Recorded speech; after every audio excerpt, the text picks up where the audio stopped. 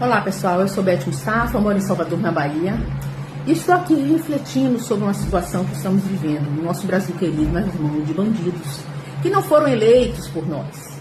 E eu penso sempre sobre isso. Eu acho que nós precisamos ser uma força coesa para que a gente possa vencer essa esquerda maldita que ocupa o nosso país. Todos juntos, a favor do nosso presidente Bolsonaro. Eu fico muito triste quando as pessoas falam assim, mas Bolsonaro falou isso, falou aquilo. O Bolsonaro é verdadeiro, ele fala a verdade, fala o que sente.